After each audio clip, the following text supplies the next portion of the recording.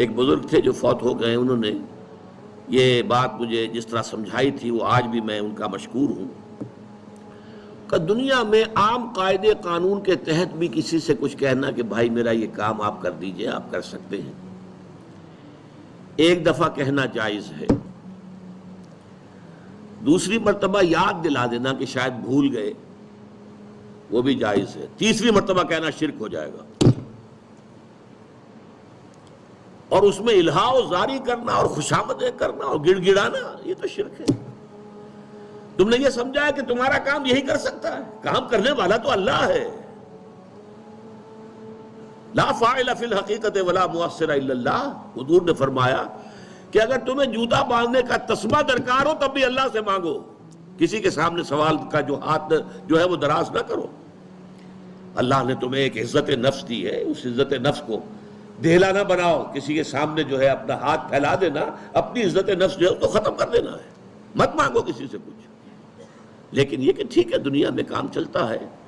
حضور کا شکی شان تو یہ تھی کہ اگر آپ سواری پر ہوتے تھے اور آپ کی چھڑی گر گئی تو سواری کو بٹھا کے اس سے اتر کر چھڑی خود اٹھاتے تھے، آپ کسی اپنے ساتھی سے یہ نہیں کہتے تھے کہ میری چھڑی پکڑا دو مجھے۔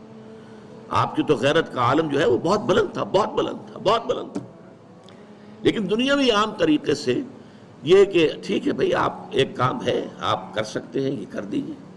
اس نے کہہ دیا ٹھیک ہے میں کروں گا، پھر بھول گیا یا کچھ اور ہوا،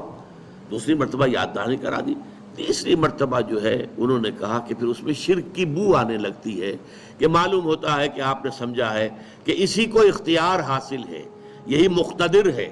اسی کو آپ کا کام کرنے کا جو ہے وہ پوری قوت اور قدرت حاصل ہے، اور یہ چیز جو ہے یہ شرک کی بو اس میں سے آنی شروع ہو جاتی ہے۔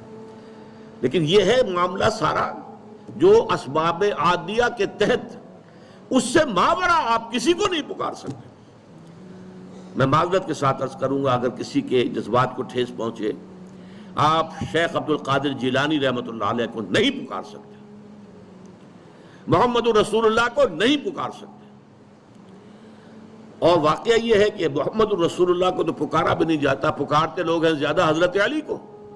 یا علی مدد، شرک۔ دیکھیے سب سے بات نکتے کی بتا دوں آپ کو، فرشتے کو تو ہم مانتے ہیں نا،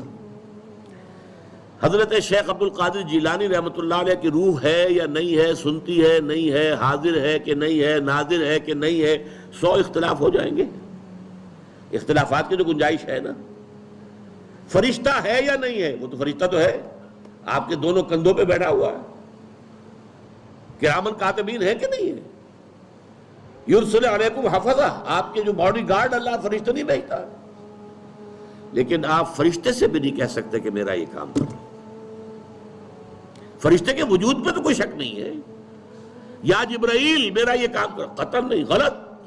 شرک۔ لا تدعو مع اللہ احدا، اللہ کے سوا پکارنا کسی کو نہیں ہے، دعا کسی سے نہیں ہے، استغاثہ کسی کا نہیں ہے، استعانت کسی سے نہیں ہے، استمداد کسی سے نہیں ہے، استنصار کسی سے نہیں ہے سوائے اللہ۔